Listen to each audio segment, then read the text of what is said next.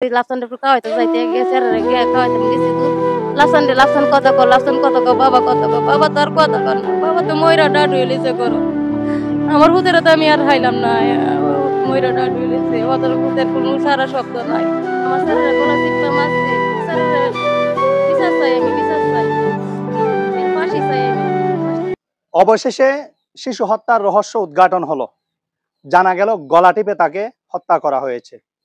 গতকাল দিবাগত রাত 2টার দিকে এমনই স্বীকারোক্তি দিয়েছে জড়িত কবিতা নামের শিশুর মামি। বলছিলাম গতকালকে একটি লাইভ করেছিলাম, রহস্যজনকভাবে একজন শিশুর মৃত্যু হয়েছে। সেই শিশুর মা আমার পাশেই রয়েছে। এখন পরিবারের মধ্যে আহাজারি চলছে। আমরা যতটুকু জানতে পেরেছি তাকে গলা টিপে হত্যা করা হয়েছে, এমনটাই জানিয়েছে পুলিশ প্রশাসন। তাকে গতকাল 3টার দিকে অভিযান চালিয়ে পুলিশ আটক করেছে। তার স্বীকারোক্তি অনুযায়ী বিজ্ঞ আদালতে তাকে প্রেরণ করা হয়েছে। সেখানে যদি 164 দেওয়া হয় তাহলে তাকে কারাগারে প্রেরণ করা হবে। একটি হত্যা মামলা রুজু করেছে। হত্যা মামলা রুজু করার পরে আজ সকাল 10:30টার দিকে তাকে বিজ্ঞ আদালতে প্রেরণ করা হয়েছে। পরিবার সূত্রে আমরা যে বিষয়টি জানতে চেয়েছিলাম, গতকাল কোনো এক সময় তাকে তার মামি জড়িত কবিতা বেগম তাকে গলা টিপে হত্যা করেছে। গলার 2 পাশেই দাগ রয়েছে। কি কারণে এই ঘটনা ঘটেছে সেই বিষয়টি আমরা গতকাল আপনাদেরকে পরিষ্কারভাবে জানাতে পারিনি। তবে আমরা বলছিলাম যথাসময়ে আপনাদের মাঝে উপস্থিত করব সেই তথ্যটি। তবে আমরা এখানে পরিবারের সাথে এসে জেনেছি তাকে নির্মমভাবে হত্যা করা হয়েছে। তার মা দিনমজুর, স্বামীর বাড়ি থেকে নিজের বাবার ঘরে তাকে দীর্ঘদিন ধরে, সেখান থেকে বাচ্চাগুলিকে ঘরে রেখেই সে বাহিরে কাজ করতে যায়। কিন্তু আশা ভরসা তাকে ঘরের মধ্যে অন্য যারা থাকে তাদের প্রতি, যাদের প্রতি আশা ভরসা রেখেছিল সে তারাই বিশ্বাসঘাতকতা করে তাকে অবুজ শিশুটিকে পরপারে পাঠিয়ে দিয়েছে। এই অবুজ শিশুটির সাথে কি এমন শত্রুতা ছিল? কেনই বা এরকম দুর্ঘটনা সংঘটিত হয়েছিল? মায়ের পরেই কিন্তু মামির স্থান।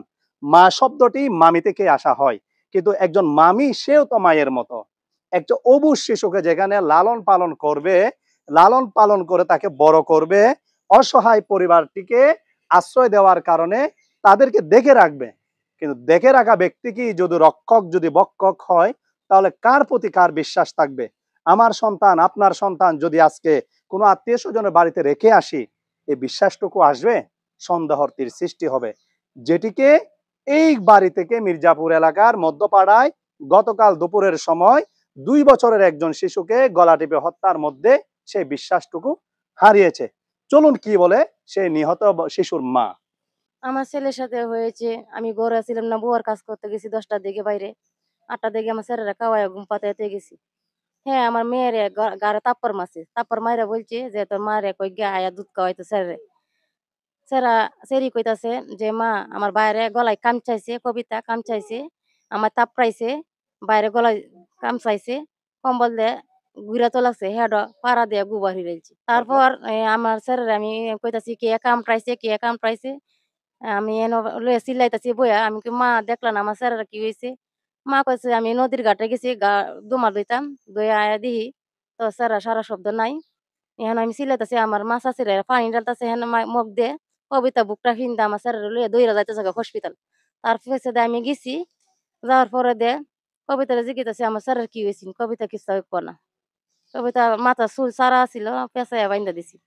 সে আয়া দিহি ময়দা মাখতাছে, মাইক্কা হাতে ভরা। আমি কি কবিতা ময়দা দিয়ে কি হতো? পিঠা বানাবো। ও বাইত নাই, বাইরের কথা হিরাডি বানাইলে। আমি কি একদিনও তো পিঠা বানানো না, আজকে পিঠা বানাবে চালু হচ্ছে করে। এটা কই আমি কই লাফসান একটু খাওয়াইতে যাইতে গেছে খাওয়াইতে আমি গেছি দুধ। লাফসান কত ক বাবা তো আর কথা কর না বাবা তো ময়রা ডাডু এলিছে করো আমার হুতেরে তো আমি আর হাইলাম না ময়রা ডাডু এলিছে ওদের হুতের কোনো সারা শব্দ নাই সিলেতাছি স্যার লয়ে দইরা গেছে হাসপাতাল যারা কবিতার হিসে গেছি হরে দেয় আমারে কারা হরে এত লাগছে স্যার ডাক্তারের পরীক্ষা হতাছে চেক করতেছে মানে চেক করার পরে তো কইতাছে স্যারেরা তো মনে হলেন গলা চাপা মারা হয়েছে গলা চাপছে স্যারের কোনো জ্বর আয় মরছে না এটা স্যারের লাইতো ফায়ানা করছে না সহল ফায়ানা করছে না স্যারের গলা চাপা মারা হয়েছে মাইরা কমল দিয়ে ঘুরা কোথায় এত লাগছে ওরও কি কারণে এই ঘটনা ঘটতে পারে বলে ধারণা কি করছেন? ঘটনাটা ঘটছে আমি কিছু জানি না আমি শুধু ওটুকু জানি দুই ভাইয়ের মাঝে টাকা লইয়া কিস্তি টাকা লইয়া কথা কাটাকাটি হয়েছিল ওদূরই, এর বিষয়ে আর কিছু জানি না। আপনার এখানে আপনি কয় বাচ্চা টাচ্চা নিয়ে থাকেন? আমার 2 ফুলান লইয়া তাই, এক চেহারা এক চেয়ে। এক ছেলে নিয়ে। আপনার ছেলে মেয়ে কয়জন? আমার ছেলে মেয়ে 2 ছেলে 2 মেয়ে। আপনার যে তার মামির সাথে আপনার কোনো বিরোধ আছে কিনা? আমার কোনো বিরোধ নাই। হ্যাঁ, আমি বোনের মতন মনে করি। এই ছোট বাচ্চার সাথে কিসের শত্রুতা? ওর ছোট বাচ্চার লগে কোনো শত্রুতা নাই। এমনি গলা চিপা মারছে এরে। আচ্ছা, আপনি কি চান এখন? আমি হের হত্যার বিচার চাই, আমি ফাঁসি চাই। ফাঁসি চান। আমার স্যারের বিচার চাই। আমার সন্তান মারা গেছে আপনার আজকে আমার শ্বশুর বাড়িতে আইছি। আওয়ার পরে আপনার আমার শালার বউ আমার ছেলেরে আপনার জোর করে আত্মহত্যা করছে। তখন আমি কোনো কিছু জানি নাই, পরবর্তী আমার শুনাইছে। তে আমি বললাম যে এই অবস্থা, কি কি অপরাধী করলো আমার ছেলে তোর কাছে, তুই এত অহংকারী ছিলে, আমার ছেলেরে তুই এভাবে এই কাজ করলি। তে বিশেষ করে হইলো এখন ভাই আপনার কাছে আমি চাই একটাই, যে আমি সুষ্ঠু বিচার চাই। আমি টাকা পয়সা কোনো কিছু আমি চাই না, আমি সুষ্ঠু বিচার চাই, যে এর যাবজ্জীবন ফাঁসি হোক। আমি হিংসাটা ভাই আমার শালার বউ মারছে, হের হিংসাটা আমি বুঝতে পারি নাই। কিন্তু শ্বশুর বাড়ির তো মা বাবা সবাই জন আছে, যাইতেই পারে, কিন্তু হের যে এত বড় হিংসাটা হয়ে যাবো আমার পুত্রের প্রতীক, আমি ভাই এটা কল্পনাও ভাবি নাই। আর হে এরকম যদি হয়ে যা, তাহলে ছেলে মেলে নিয়া নানুর বাড়ি কিভাবে যাইবো বেড়াইতে? এভাবে যদি মাইরাল্লা শালার বউ অত্যাচার করে। আচ্ছা, আপনার গেছে হইলো প্রায় 6 দিন এসে, আজকে 6 দিন যাবত গেছে। 5 দিনের মাথায় আমার খবর দিচ্ছে যে আমার এই বাচ্চার এই অবস্থা।